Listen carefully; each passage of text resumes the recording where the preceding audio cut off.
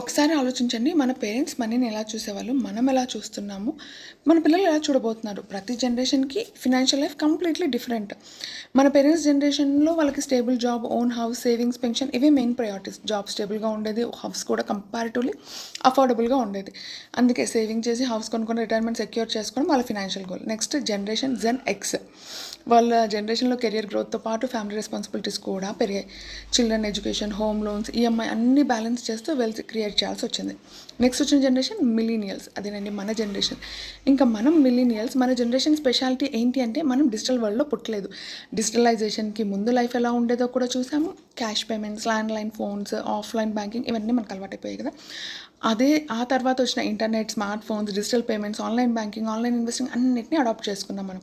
అంటే మనము రెండు ప్రపంచాలని చూసిన ఒకే జనరేషన్ అనమాట ఉంది.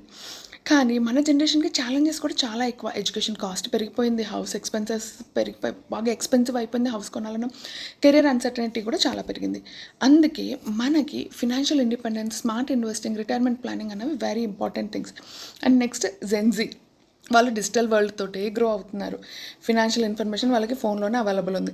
Investing, multiple income streams, financial freedom ఇవన్నీ చాలా ఎర్లీ ఏజ్ నుంచి వాళ్ళకి ఫెమిలియర్ అయిపోయాయి. So what I want to tell you is, ఒక్క జనరేషన్ని ఇంకో జనరేషన్తో కంపేర్ చేయకండి. ప్రతి జనరేషన్కి వాళ్ళ ఓన్ ఛాలెంజెస్ ఉన్నాయి, అలాగే వాళ్ళ ఓన్ ఆపర్చునిటీస్ కూడా ఉన్నాయి. బెస్ట్ ఫినాన్షియల్ ప్లాన్ అన్నది మీ ఏజ్ని బట్టి కాకుండా మీ goals, income, responsibilities and future నీడ్స్ని బట్టి డిసైడ్ చేసుకోండి. So don't compare your financial journey with others.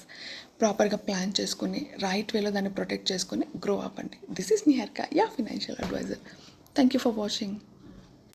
So నేను చెప్పింది రిలేటబుల్ అనిపిస్తే please do share. Thank you.